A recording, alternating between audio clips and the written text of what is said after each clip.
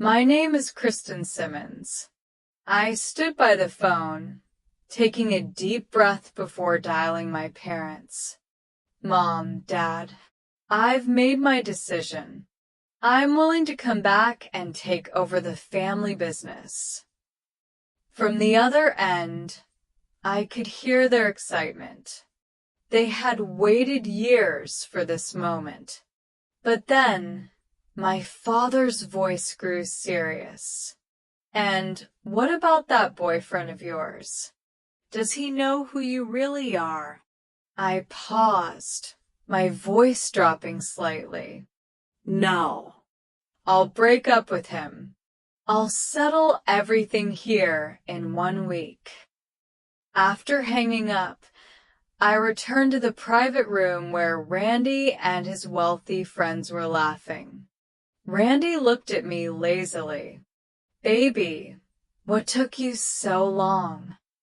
Before I could answer, one of his friends spoke up in French. Randy, when are you and Monica getting married? My fingers tightened around my glass. Randy simply smiled and replied in French, The date is set.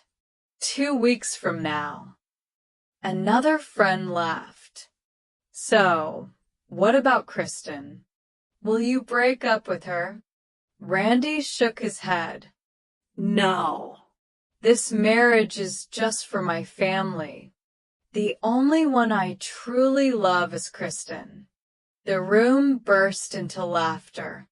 Someone said mockingly, Don't worry, she can't understand French. Her family is too poor to afford language lessons. What they didn't know was that I understood every word, because I was never a poor girl. I am the only daughter of the world's wealthiest man. The secret wedding invitation. For 5 years, Randy treated me like a princess, but he never introduced me to his parents. I thought he was just worried about our different backgrounds. After all, he came from the powerful Stevenson family. I had even planned to tell him the truth, that I was Kristen Simmons, heir to an empire. But 3 days ago, I found a red wedding invitation in his study. The bride was Monica Collins, daughter of another powerful family. The groom was Randy. While he whispered sweet words to me, he had already agreed to marry another. That night, I watched him closely. When I mentioned engagement, he only froze for a second before regaining his calm. Kristen, all you need to know is that I love you. I'll handle everything. But his phone buzzed. A message from Monica. Randy, if you don't stay at my place tonight, our parents will suspect our marriage is fake. At least give me some dignity. He left in a hurry, not noticing that this time I didn't beg him to stay. The auction. The next day, Randy took me to an auction to cheer me up. Monica was there too, acting elegant and knowledgeable. When a jade sculpture was displayed, she excitedly said it would be perfect for her grandmother's birthday. I spoke calmly. That piece is fake. Monica laughed. And how would you know? Because the real one was gifted to Mrs. Liu by the daughter of the Simmons family. There's only one in the world, and it's in my home. Everyone laughed at me. Even Randy said gently, Kristen, you can't learn art just from books. Monica bought the fake sculpture for $100 million.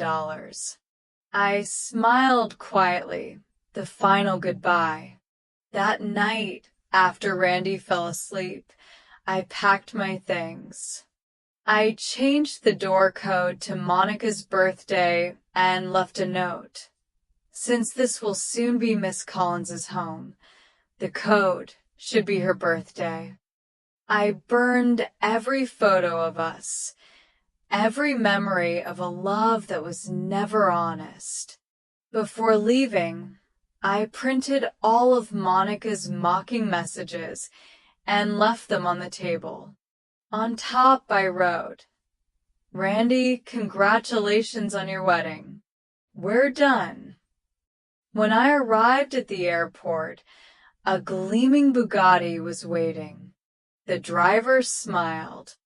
"Welcome home, Miss Simmons. The return of the heiress." Back in my family's estate, my parents hugged me tightly. My mother whispered, "The past is past.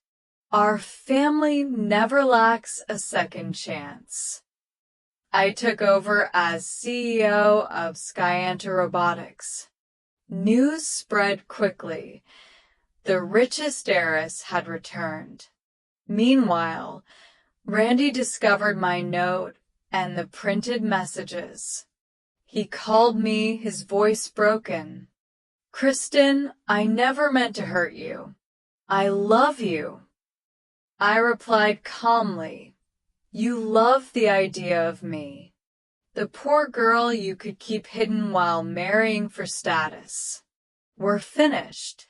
He tried to contact me again and again, but I had blocked him everywhere. The new beginning. At a business auction, I ran into Randy and Monica again.